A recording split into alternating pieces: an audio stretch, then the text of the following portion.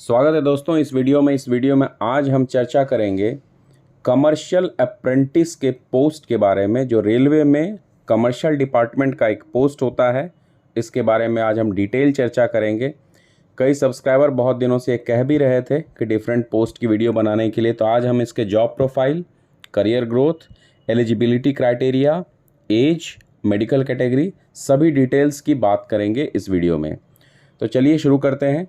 Commercial apprentice एक commercial यानी वाणिज्य डिपार्टमेंट का पोस्ट है जो एक तरह से मल्टी स्किल्ड यानी कई तरह के स्किल्ड में ट्रेंड किया हुआ सुपरवाइजरी कैडर का पोस्ट है, जिसमें से अगर इस पोस्ट की बात करें तो इस पोस्ट की 2 साल की ट्रेनिंग दी जाती है डिफरेंट कमर्शियल ब्रांच में, जैसे कमर्शियल क्लर्क के रूप में, पार्सल क्लर्क के रूप में, गुड्स के क्लर्क के रूप में, कैटरिंग कमर्शियल इंस्पेक्टर के रूप में। इन्हें 2 साल का ट्रेनिंग दिया जाता है, जिसमें कुछ ट्रेनिंग जो रहता है उन्हें ZRTI में दी जाती है, जोनल रेलवे ट्रेनिंग इंस्टीट्यूट में, जिसके बारे में मैंने पिछले वीडियोज़ में बताया है। और कुछ ट्रेनिंग्स इन्हें फील्ड में, कुछ ट्रेनिंग इन्हें दी जाती है कई ऑफिसेस में, कई स्टेशंस पे दी जाती है। यह पोस्ट 4200 ग्रेड पे, जो पिछला ग्रेड पे था उसमें 42, 46 वैसे था, उस ग्रेड पे के तहत दी जाती है, यानी इनका पहला बेसिक 35,400 रहेगा। खैर, सैलरी का डिस्कशन हम बाद में करेंगे।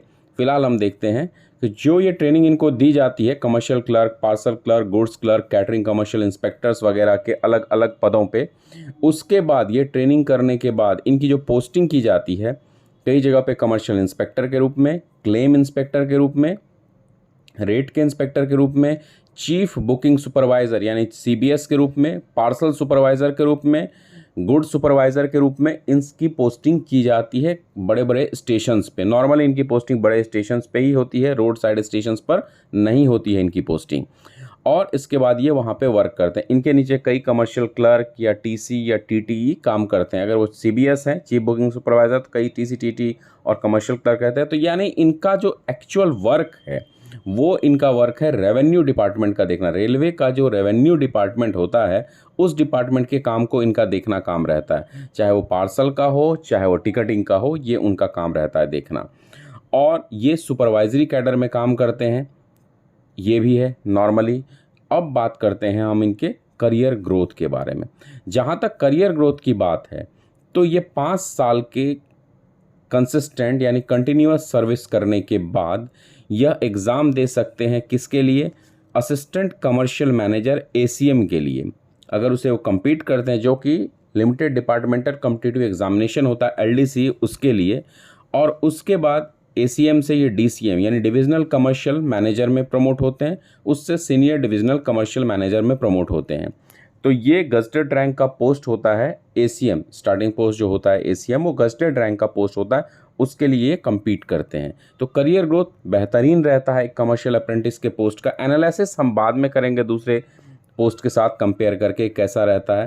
ड्यूटी आवर्स की जहाँ तक बात है, 8 आवर्स की ड्यूटी रहती है। और अकॉर्डिंग टू डिपार्टमेंट और पोस्ट नाइट ड्यूटी भी होता है, नाइट इंस्पेक्शन भी करना पड़ता है इन्हें।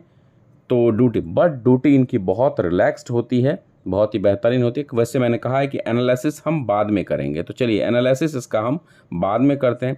अब देखते हैं हम एलिजिबिलिटी क्राइटेरिया की अगर बात करें तो एलिजिबिलिटी क्राइटेरिया की जहाँ तक बात है, कोई भी ग्रेजुएट एग्जामिनेशन दे सकता है। अगर आप ग्रेजुएट हैं और आपकी एज 18 to 33 के बीच में है तो आप एग्ज़ाम दे सकते हैं कमर्शियल अप्रेंटिस का। इसके बाद अगर हम बात करें मेडिकल कैटेगरी, ये एक इम्पॉर्टेंट पार्ट होता है, इसलिए मैं यहाँ बता देना चाहूँगा। मेडिकल कैटेगरी इसका B2 रहता है, यानी इवन 6/9 और 6/12 विद और विदाउट ग्लासेस भी है, तो भी आप मेडिकल कैटेगरी के हिसाब से एफिशिएंट है इस जॉब को करने के लिए। और इसके बाद अब लास्ट पॉइंट पे आते हैं, सैलरी पार्ट पे, जो सबसे इम्पॉर्टेंट पार्ट है, उसके बारे में हम आज बात करेंगे। तो सैलरी की जहाँ तक बात है तो मैंने पहले ही कहा है बेसिक रहता है 35,400 यानी 35,400। अगर हम DA की बात करें तो DA अभी के 28% के हिसाब से 9,912 9,912 रुपीज़। HRA अगर ABC में A क्लास सिटी में है 9,558 यानी 9,558 रुपीज़ रहता है। और TA 4,678 यानी टोटल जोड़ने के बाद 59,548 रुपीज़ हो जाता है, यानी ऑलमोस्ट 60,000 स्टार्टिंग इनिशियल सैलरी रहती है। अगर हम इसी चीज़ को देखें, ये था ए क्लास सिटी का, अगर हम बी क्लास सिटी का देखें तो HRA 18% हो जाता है यानी 6,372, तो 56,362 के लगभग यानी 57,000 के आसपास सैलरी आती है। और अगर हम थर्ड देखें सी क्लास सिटी के लिए तो वहाँ HRA कम होकर 9% हो जाता है 3,186, तो वहाँ सैलरी हो जाती है 53,176 यानी 54,000 के आसपास इनिशियल सैलरी।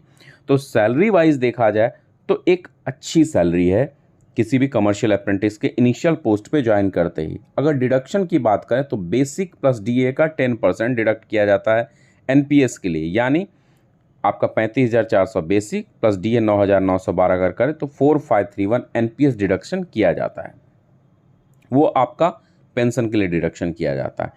तो अगर देखा जाए तीनों सिटी के हिसाब, तीनों क्लास के सिटी के हिसाब से सैलरी भी अच्छी है। इसके बाद डिडक्शन के लिए NPS का ऑप्शन भी है। जॉब प्रोफाइल मैंने आपको बताया, आप रेलवे के रेवेन्यू से डील करेंगे।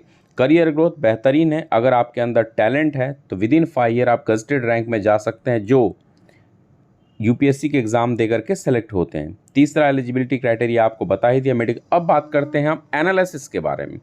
अगर मेरे पॉइंट ऑफ व्यू से एनालिसिस देखा जाए तो ग्रुप C कैटेगरी में ये one of the best job in railway है। मैंने स्टेशन मास्टर के लिए भी यही कहा है, मैंने JEE के लिए भी कहा है, मगर अगर पूछा जाए तो JEE और स्टेशन मास्टर से बेहतर जॉब है किसी भी कमर्शियल अप्रेंटिस का। क्योंकि एक स्टेशन मास्टर के रूप में जब आप जॉब करते हैं तो आपके गलती पे बड़ी रिस्पॉन्सिबिलिटी के लिए आप जिम्मेदार होते हैं, आपके ऊपर ज़्यादा रिस्पॉन्स। यहाँ गलती करेक्ट की जा सकती है, अगर अकाउंटिंग में कैलकुलेशन में कुछ गलती हुई है तो वो रेक्टिफाइड हो सकता है, वहाँ ह्यूमन लाइफ की बात नहीं है। मगर स्टेशन मास्टर के जॉब में ह्यूमन लाइफ की बात होती है। अगर कोई JEE ट्रैक का काम कर रहा है तो वहाँ रिस्क ज़्यादा है, बट ये कम रिस्क कैलकुलेशन है। यहाँ आपको कैलकुलेशन को रिकरेक्ट किया जा सकता है अगर गलत हो गया। तो एक तरह से जॉब एनालिसिस, रिस्क कवर, सब कुछ को देखा जाए तो बहुत ही आरामदायक, बहुत ही बेहतर और रेस्पेक्टफुल जॉब है जिसे आप आराम से कर सकते हैं। सैलरी वाइज इनिशियल सैलरी से ही बेहतरीन सैलरी मिलती है और आपके नीचे कई स्टाफ वर्क करते रहते हैं। आपके पास वर्क करने के लिए, एक्सपोजर के लिए बहुत अच्छा ऑप्शंस है, ग्रोथ के लिए भी बेहतरीन ऑप्शन है। तो अगर मेरे सजेशन में देखा जाए तो कभी भी आप अगर रेलवे का फॉर्म फिलअप कर रहे हैं तो पहली प्रायोरिटी कमर्शियल अप्रेंटिस को ही दें। सेकंड आपको जिसको मन है देना दे, लेकिन पहली प्रायोरिटी कमर्शियल अप्रेंटिस के साथ जा सकते हैं। अगर ये वीडियो अच्छा लगा हो दोस्तों तो लाइक, शेयर, सब्सक्राइब करें। धन्यवाद।